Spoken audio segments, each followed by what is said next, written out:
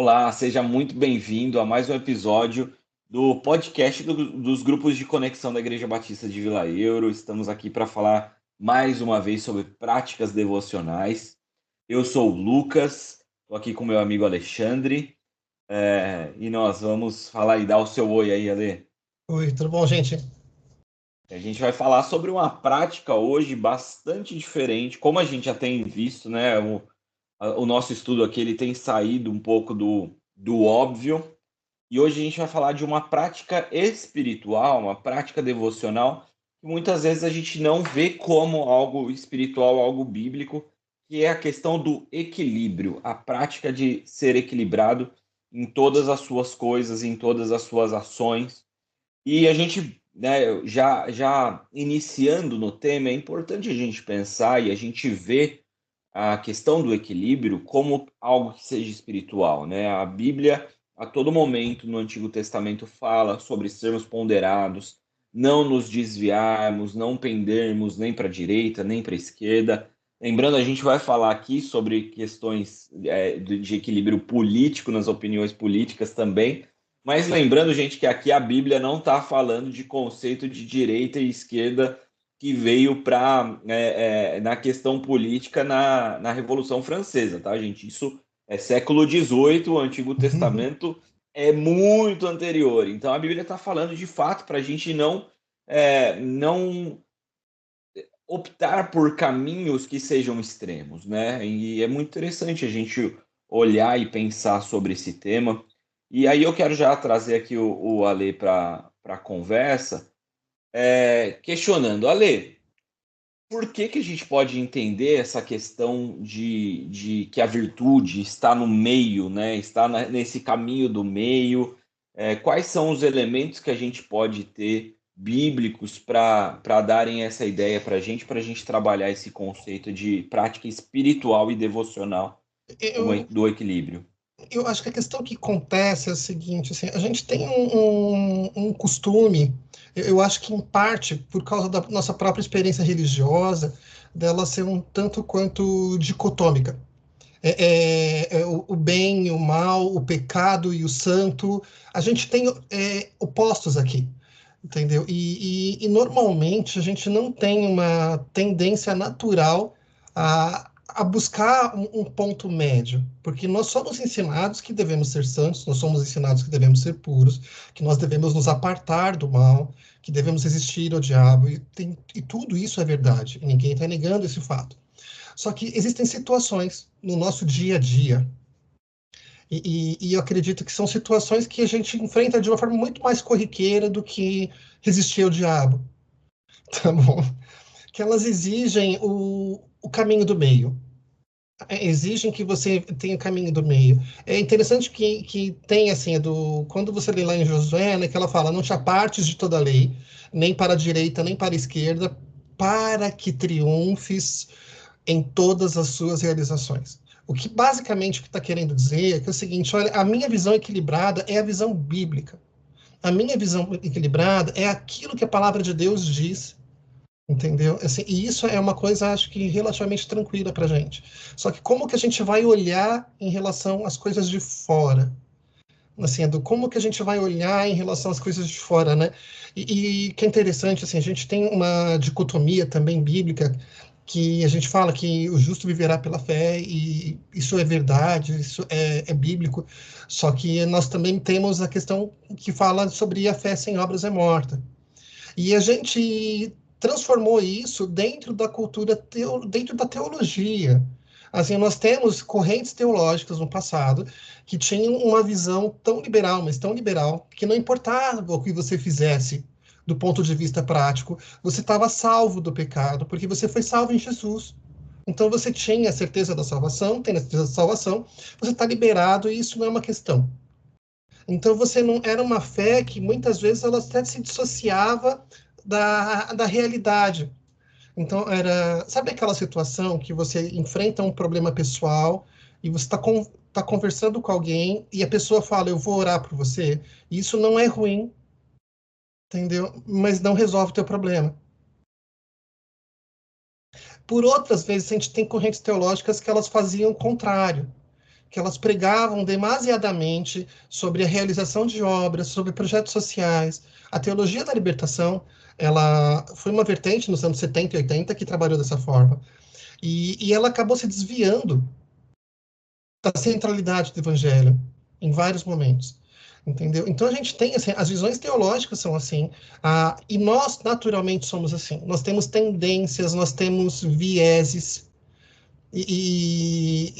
a gente gosta, assim, até tem uma dicotomia famosa no mundo dos quadrinhos e agora dos cinemas, que é se você é Marvel ou DC, tá bom? Mas também tem dicotomia sobre bandas, tem dicotomia sobre Estilos estilos musicais. musicais, assim, eu trabalho o meu hobby é música, assim, não é meu trabalho principal, e a gente acaba aprendendo a gostar de diversos gêneros musicais e achar muita coisa boa em cada um deles, exceto o funk, que eu ainda não achei, entendeu? Assim, mas assim, tô tentando, tá aquela coisa assim, mas assim, a gente consegue E achar é muitas coisas boas. tem outra questão aqui que você está trazendo, que é o equilíbrio na diferença das gerações, Nas né? diferenças das Os choques gerações, de assim, gerações. não, e é Um normal, a gente adolescente ouvindo isso vai falar: não, tem virtude no funk, a gente não tem consegue virtude no funk ver, que a gente não consegue ver, mas mas às vezes é o meu olho que não tem problema.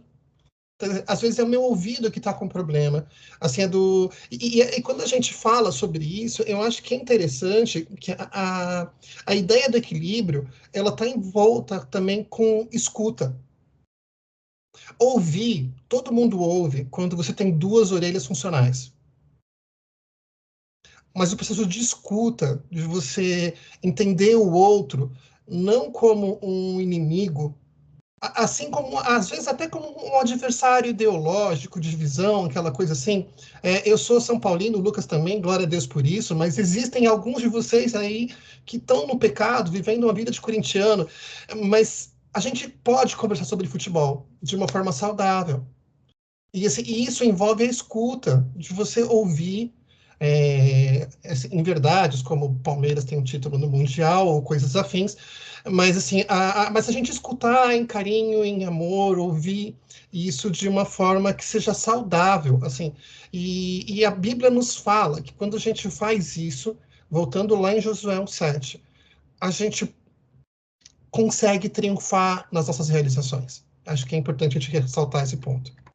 perfeito.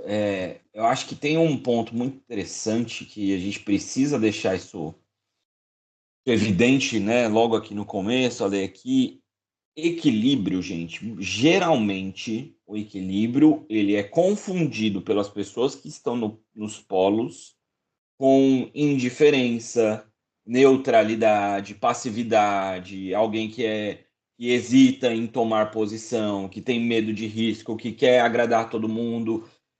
Parece ser um lugar cômodo, mas a Bíblia ela não aponta para isso, né? A verdade, a praticar o equilíbrio, ela na verdade requer uma grande dose de coragem, porque geralmente a pessoa que opta pela prática do equilíbrio e ponderar os dois lados e ouvir tudo isso que você trouxe, é muito difícil porque é uma posição que vai receber pedrada dos dois lados, vai ser criticada. Então, a Bíblia está nos apontando que, de fato, buscar essa prática do equilíbrio é algo que vai desagradar.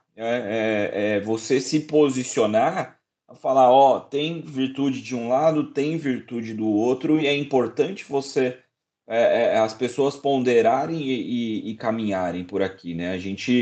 É, a gente vê, eu tenho um exemplo prático, para mais do que falar, eu quero trazer aqui um exemplo prático. Que agora, no mês de maio, a gente teve o curso que a gente chamou de Caminhos da Redenção, lá no Capacitar. Tiveram 30 irmãos da nossa igreja que estudaram sobre soterologia, né, aquele campo da salvação na teologia.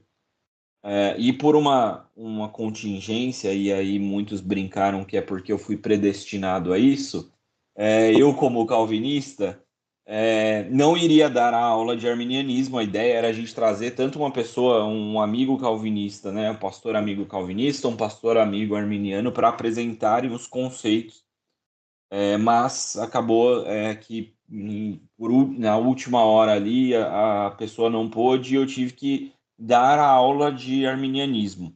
E foi um exercício, porque como eu não me encontro naquele lugar, eu tenho posicionamentos que vão contrário, é muito difícil você fazer esse exercício de ouvir, de ler, de estudar e falar, cara, isso aqui tem sentido, isso aqui é plausível, não é um absurdo, e isso é difícil, é muitas vezes um caminho solitário e desafiador. Mas ele é um caminho essencial, biblicamente, para a gente viver uma vida fiel e justa. É o que a palavra nos direciona, a gente lembra, né? O autor aqui, o Elben, ele traz até um exemplo que eu achei muito legal logo de cara. E como Pedro, no lava-pés, ele vai de um polo ao outro em um versículo, né? Com a diferença de um versículo.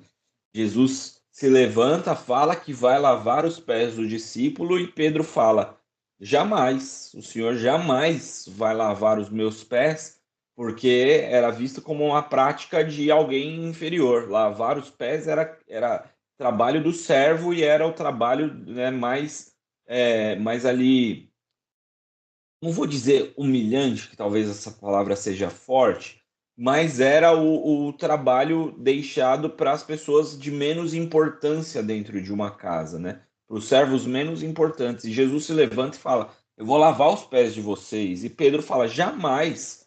Lá em João 13:8, né? O Senhor nunca vai me lavar os pés.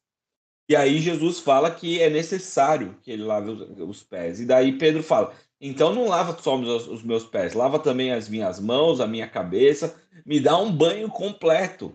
E a gente vai muito nesses polos de um ao outro. E a Bíblia está falando não é nenhum nem o outro. É necessário que a gente caminhe nesse caminho do equilíbrio, que aponta justamente, né, para que a gente não se desvie nem para a direita, nem para a esquerda, porque a Bíblia nos dá essa ideia de que caminhar por esse caminho do meio nos faz ter uma vida mais equilibrada. A gente vai não se enfurecer, né, que eu acho que esse é um grande problema quando a gente fala que estamos, né, somos totalmente de um lado ou totalmente de um outro para tudo, não só para política, tá, gente? A gente vai dar mais exemplos. Mas quando eu me coloco dentro de um polo, quando eu me localizo em um lugar, naturalmente isso é uma questão humana. A pessoa que estiver no outro oposto, ela deixa de ser meu irmão e passa a ser meu adversário, meu inimigo político, familiar, de gerações, enfim, aquilo que a gente pensar, né, nesse espectro que a gente pode colocar as questões da vida, as pessoas que estão no outro oposto, elas passam a ser meus inimigos.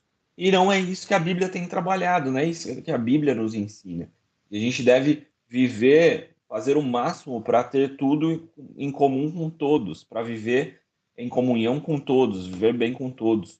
E eu acho que é bem importante que a gente olhe para isso e comece a ponderar essas questões nas nossas vidas. Tem algumas áreas aí, Ale, que a gente pode trabalhar essa questão do equilíbrio para ficar mais prático para a galera? Tem sim, assim, só fazendo alguns pequenos parênteses ali. São palavras distintas que a gente tem que trabalhar aqui. Uma que é apatia, que é quando você não se manifesta, você não opina, você não faz, com empatia. Assim, o que a Bíblia nos chama é sermos empáticos. A gente saber ouvir e saber compreender, escutar o que o outro está dizendo, o que o outro está falando, mas ela não pede para que eu abra mão da minha opinião. Ela não pede, desde que minha opinião seja embasada na palavra. Lembra disso, aquela coisa assim. A minha opinião está embasada na palavra, eu tenho o direito de me manifestar. Assim, e a gente consegue, assim, eu consigo entender que existem pessoas que pensam que o feijão fica por baixo do arroz. Assim, eu tenho esse problema em casa. Assim, a gente tem uma divergência aqui ideológica sobre como a gente tem que consumir o arroz e feijão aqui em casa. E tem gente que tem diferenças ideológicas muito mais sérias. Mas a questão que fica é que eu preciso me comunicar com essa pessoa. Eu acho que se eu entendo que a minha visão, seja ela política, esportiva, religiosa, também, assim, se eu quero me comunicar com alguém, eu não posso conseguir me comunicar tratando a pessoa como um inimigo. Eu posso até ter aquela visão de é um adversário porque ele tem uma visão diferente da minha. Só que o fato de você ter um adversário, para mim, é como uma competição de esporte. Você tem dois times ali. Mas eles têm o mesmo propósito, que é jogar, se divertir, criar um bom espetáculo, assim, seja no tênis, ping-pong, peteca, o que for, aquela coisa assim, assim, a ideia é essa. Então você pode ser adversário e ter visões diferentes de alguém, mas inimigo não. A Bíblia fala pra gente que a gente tem um inimigo, esse inimigo é o diabo. Assim, deixa bem claro isso. Mas o inimigo não é o teu vizinho, o inimigo não é aquela pessoa que do seu trabalho que ou veste camisa vermelha ou veste camisa verde e amarela, eu não sei qual é a questão para você em relação a isso. Ele não é o seu inimigo. E a Bíblia nos chama isso também para vários aspectos. Um dos aspectos que ela coloca é o aspecto pessoal. Assim, quando a gente está lá em Romanos 12, né? Ela fala, não, que a gente tem um culto racional, esse tipo de coisa, que a gente não se conforme, e logo em seguida ela fala que a gente não tem que pensar da gente mais do que convém. O Lucas trabalha com RH, e eu tenho absoluta certeza que se todas as pessoas que ele contratasse exercessem as atividades que eles queriam exercer do jeito que eles falaram nas entrevistas e com a eficiência que eles disseram que tem, a empresa estaria lucrando muito e ele quase não teria trabalho. Não teria que Nem demitir precisava de ninguém, não RH. teria que contratar ninguém, não ia precisar de RH. Então a gente descobre que a autoimagem das pessoas do trabalho, isso também vale para mim, vale para você que está me ouvindo, está assistindo aqui. Essa autoimagem, ela às vezes ela está dissociada da realidade, meu irmão. Está dissociada da realidade. E essa autoimagem, ela tanto pode ser positiva, extremamente positiva, de alguém que não vê os seus próprios erros, não vê suas próprias deficiências, quanto a visão contrária, negativa, de alguém que não vê as suas virtudes, que passa por aquela síndrome de impostor, às vezes no relacionamento pessoal, às vezes no relacionamento de trabalho, de falar, eu não mereço estar aqui, eu não mereço estar nessa igreja, eu não mereço estar nesse relacionamento emocional, eu não mereço estar nesse trabalho, que você não se Ale, reconhece como uma questão válida, assim, e isso é importante, a gente tem esse equilíbrio, meu irmão. muito legal esse ponto que você trouxe, que aí na minha curta experiência pastoral aí de 2 anos, eu já consigo perceber isso. Tanto você aconselhar pessoas, tanto em um polo quanto em outro, é difícil. Você aconselhar uma pessoa que entende que ela é muito boa, que ela é muito santa, que ela está sempre correta e que são sempre os outros que estão errados e sempre os outros que são pecadores, e a pessoa não consegue entender e se localizar como, cara, eu estou fazendo isso errado, é muito difícil. E também é muito difícil você aconselhar aquelas pessoas que não conseguem ver virtude em si mesmas. Pessoas que, não, não, porque eu não mereço, porque não pode ser, porque eu não consigo, porque é muito difícil para mim, porque eu não tenho condições. Então, realmente, esse olhar para si próprio, eu acho muito interessante a gente partir do equilíbrio nessa questão de olhar para si, ela é muito importante porque, cara, a Bíblia nos dá esses parâmetros, né? Lá em Mateus, o próprio discípulo de Jesus, o próprio Jesus nos falou isso. Você precisa ser humilde, você precisa ser, digamos assim, simples ou até recatado como a pomba, mas ao mesmo tempo você tem que ser prudente como a serpente. Então, a gente precisa estar caminhando assim entre os dois lados, né? Não é ser aquele otimista que vê tudo com os bons olhos e está sempre feliz, alegre, né? Aquele otimismo, as pessoas falaram muito recentemente sobre qual que era o conceito, não era o otimismo, mas era aquela felicidade quase tóxica, né? Que, poxa, as pessoas estão sempre, cara, não é isso. E Positividade tóxica é a expressão. positividade tóxica, isso daí. Mas também não aquele pessimismo excessivo, doentio, que te coloca em um lugar de que, cara, você é mais do que vencedor. Então, acho que essa prática do equilíbrio, olhando para si mentalmente, é importante a gente cuidar das nossas vidas pessoais, da nossa mente, cuidado com a nossa saúde emocional. E aí eu recomendo até esse livro aqui, Ponha em Ordem o Seu Mundo Interior. A gente trabalhou ele durante a pandemia lá no EB-Drops, está no canal da... Tem acho que 8 episódios sobre esse livro lá no canal do YouTube da nossa igreja. Inclusive foi eu e a Lei que fizemos a maioria. A Ione ajudou bastante com o olhar dela profissional. E aqui fica até a nossa dica e recomendação para as pessoas que estão precisando trabalhar essa questão da sua mente, né? Acho que esse é um bom ponto de partida, tanto o livro quanto o podcast. Mas a gente pode pensar até em outra, ainda na nossa vida, para outras áreas, né, Ale? Eu queria que você falasse um pouquinho sobre a questão do equilíbrio entre o trabalho, as atividades e o descanso.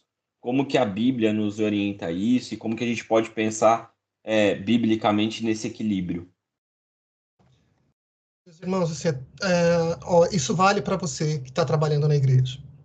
Isso vale para você que está trabalhando 5 ou 6 dias de trabalho normal e que resolve pegar 3, 4 compromissos diferentes na igreja, tá bom? A Bíblia nos fala lá em Gênesis 1, Gênesis 2, que Deus criou e que tudo que ele fez era bom. E quando fala sobre a criação do homem, que tudo que aquele dia especial foi muito bom. Mas a Bíblia também fala que o Senhor descansou. E uma coisa que é interessante quando a gente fala sobre isso é que Deus não precisa dormir, Deus não precisa se alimentar, Deus não precisa de roupas, ele não precisa de nada. Ele é. E pelo fato dele ser, dele não ter essas necessidades, aí você se pergunta por que Deus descansou? E eu acredito, no meu coraçãozinho, que Deus está falando o seguinte: olha, eu estou querendo ensinar para vocês, desde o começo, que o repouso é necessário, que o lazer é necessário. A Ione pode falar melhor sobre isso do que eu, mas quando a gente tem esses momentos de pausa e de relaxamento, a nossa mente ela se recompõe. A gente consegue reestruturar uma série de questões dentro da gente, a gente consegue pensar melhor, ter uma visão melhor das coisas, assim, uma visão mais realista sobre o que a gente está passando, o que a gente está vivendo, e consegue se preparar melhor para a semana que vai seguir. Então, meu irmão, desenvolva isso, é muito importante. Eu não sou a última bolacha do pacote. Assim, o meu trabalho ele vai continuar funcionando comigo estando lá ou não. O trabalho da igreja vai continuar funcionando. A igreja é do Senhor, ela não é minha, entendeu? Vai continuar funcionando independente do meu trabalho lá dentro ou não. E o que eu estou querendo dizer não é não trabalhe na igreja, mas sim que faça isso de acordo com as suas capacidades, de acordo com seus limites, respeitando o seu corpo, respeitando a sua mente, e isso é absurdamente importante. O Lucas mencionou uma questão sobre positividade tóxica, e realmente isso é uma coisa que é complicadíssima. Você falar o seguinte: você tem um projeto, seja no trabalho, seja na igreja, que acaba assumindo proporções gigantescas e fala, não, vai dar. Sendo, como é que o cara falava é um apresentador narrador de esporte, que ele falava, não, eu se consagro. Assim, ele falava assim, sabe, assim, Milton Leite. Milton Leite, assim, Milton Leite fala, não, agora eu se consagro, e o cara vai lá e dá aquele chutão para fora. A tendência que você tem quando você não busca equilíbrio na sua vida emocional, na sua vida pessoal, no seu estado de espírito, de você buscar esse equilíbrio, é de você não ter os resultados desejados. Ou os resultados vão ficar aquém daquilo que você esperava, ou eles vão ficar completamente fora daquilo que você esperava. Então, assim, e meu irmão, quando acontece a coisa certa, tenha certeza, foi um acidente. Tá bom, assim. Foi um acidente, foi uma coincidência, foi providência divina que, apesar de mim, fez que as coisas funcionassem. E acho que é importante a gente pensar sobre isso. Sabe Como é um que eu gancho posso... legal, Ale? Só Pode para falar. eu comentar aqui, não perder aqui a deixa. A gente pensar sobre trabalho e descanso é muito importante. E aí entra, eu acho que a gente até trabalhou isso em algum desses monte de podcast que a gente fez. Descanso é descanso, não é lazer e não é prazer. É muito interessante, e aí a gente abre até uma outra via para a gente falar sobre também a questão do prazer, até que o reverendo Elben trabalha aqui no livro, mas a minha percepção é que a gente, né, a nossa geração, ela entendeu e ela assumiu que descanso é lazer, mas não é. Então, assim, a gente busca, no momento do descanso, a gente quer encher de atividades, de coisas de lazer. Então, assim, o final de semana, cara, você tem que ir no parque com as crianças, tem que ir no shopping, tem que ir num restaurante, comer bem, aproveita para ir no cinema, enche de coisa. E quando terminou, você teve uma semana de trabalho de 5, 6 dias, você teve um final de semana de 1, 2 dias cheio de atividades de lazer, que são importantes, a gente já vai entrar aqui, mas no final das contas você não descansou e aí você está estafado. Quando não tem lazer, a gente tem dificuldade de descanso. E a Bíblia está falando que descanso, cara, é o conceito de Shabat tá aí claro para a gente no Antigo Testamento inteiro, no Novo Testamento também. É parar e descansar, não é lazer. Por outro lado, às vezes a gente enche de trabalho de igreja porque a gente tem às vezes existem pessoas que têm a ideia de que o cristão e de que a Bíblia é contrária ao prazer. Então, às vezes tem aquela ideia de que, cara, não, eu preciso estar envolvido nas coisas da igreja, porque é perigoso eu estar fazendo coisas que me tragam prazer. E não, a Bíblia, pelo contrário, a Bíblia nos incentiva e nos leva a gente desfrutar daquilo que Deus fez, a gente desfrutar da criação, Deus nos criou como seres que têm prazer, e o próprio Deus tem prazer em nós, na nossa conduta espiritual. Então, é bíblico que a gente faça coisas legais, que a gente gosta, que às vezes não tem nada a ver no primeiro momento, não tem nada a ver com igreja, com espiritualidade, de você, poxa, ir num campo de futebol, assistir um jogo, de você praticar um esporte, de você ir assistir um filme, tudo isso é prazer e tem sentido e você deve fazer, mas com equilíbrio. Tudo com equilíbrio. Não é deixar de fazer porque, eu estou pecando se eu hoje deixar de ir no encontro X da igreja para ir no cinema. Não, não, cara, você não está pecando. Agora você abrir mão das coisas da igreja ou do seu trabalho para ficar assistindo Netflix o dia inteiro, aí é pecado e aí tem um problema. Então a gente precisa ter ser muito cuidadoso, porque acho que a grande fonte de prazer que a gente tem hoje é isso aqui, ó, rede social, lá no celular. E a gente fica rolando feed para ter ali aquelas pequenas injeções de prazer com um vídeo engraçado, alguma coisa que te interessa, e aí você perde horas numa busca que você nem sabe que está tendo. Você está buscando prazer cara, equilíbrio, gente. Equilíbrio é o que Deus tem para nós, para mim, para você. Então, acho que é bem importante a gente pensar nessa prática do equilíbrio também nas coisas que nos dão prazer, nessa composição com prazer, lazer, trabalho, descanso. É algo que acho que a nossa geração acabou perdendo demais. A gente perde um pouco de referência, né, das coisas. A gente vive rapaz, assim, às vezes você fica em rede social e você vê comentários em Facebook, Instagram, Twitter, porque eu não consigo chamar isso de X, não adianta, meu irmão, assim, eu sou velho demais para chamar esse negócio de X.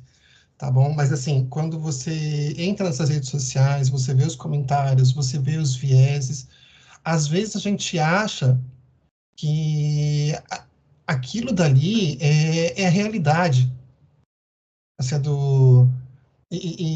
eu lembro, teve uma influenciadora, a Kéfera, e ela tinha milhões de seguidores em redes sociais. Isso é um fato. Ela, em redes sociais, ela tinha, à época, um impacto gigante. E uma vez ela entrou num voo internacional e se comportou como uma celebridade. E o comissário de bordo não sabia quem ela era. Entendeu? O que acontece é que assim, ela não estava tendo uma reação equilibrada ali. E o que você vê muitas vezes nas redes sociais, meu irmão, às vezes quando a gente se comunica ali naquela rede social, tá bom? Quando a gente se comunica com os posts do Instagram, quando a gente se comunica em redes sociais, sejam elas quais forem, ou no comentário de uma mensagem que você assistiu, de um vídeo que você viu no YouTube, pensa assim, você falaria isso na cara da pessoa? Se não, então não comente. E de preferência, até sai um pouco, vai viver o mundo real. Então, você vai andar, vai conversar com as pessoas, vai entender o que elas estão pensando, o que elas sonham, os desejos. Eu te garanto que a interação real é muito mais prazerosa do que a interação em rede social. Você poder passar uma tarde com alguns amigos, um casal de amigos, ou um grupo pequeno de amigos, no grupo de conexão, por exemplo, e bater um papo, bater um bom papo. Eu tenho certeza que essa reunião que vocês estão tendo hoje no grupo de conexão vai ser muito mais prazerosa do que uma hora de Instagram. Vai tirar mais dopamina, vai tirar mais feedback, vai trazer vieses novos nas conversas que você teve. Puxa, eu não sabia sobre isso. Uma das coisas que foi bonita, o Fábio comentou sobre isso no domingo, sobre o culto de batismo que a gente teve recentemente. A gente teve o culto de batismo no mês de junho de 2024, para posicionar vocês. E a gente teve uma experiência maravilhosa, que foi a Anne, a esposa do pastor Ricardo, e o Ricardo, que não é o esposo da Anne, mas é o outro Ricardo. Então, eles estavam lendo os testemunhos das pessoas sobre o que levou elas a aceitar Jesus, o que levou elas a chegar nesse momento do batismo. E, gente, quando a gente tem essa oportunidade de ouvir, assim, foi uma experiência tão enriquecedora. Eu saí tão abençoado daquele culto num sábado, 7h30 da noite. O culto acabou depois das 9. Ninguém estava cansado. Todo mundo estava maravilhado. A gente pôde sentir a presença de Deus lá? Sim.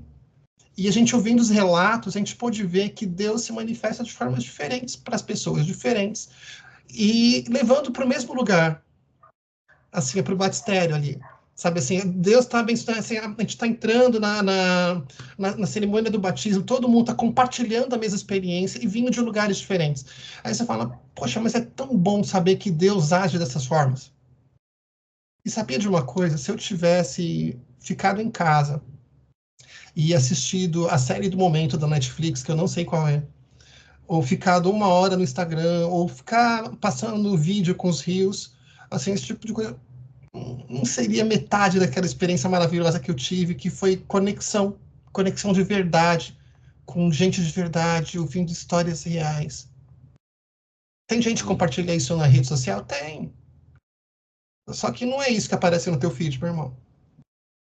E nem a gente nunca vai saber, pela rede social, o quanto é real e o quanto é formatado para que um algoritmo entenda e gere. E vamos lá, gente.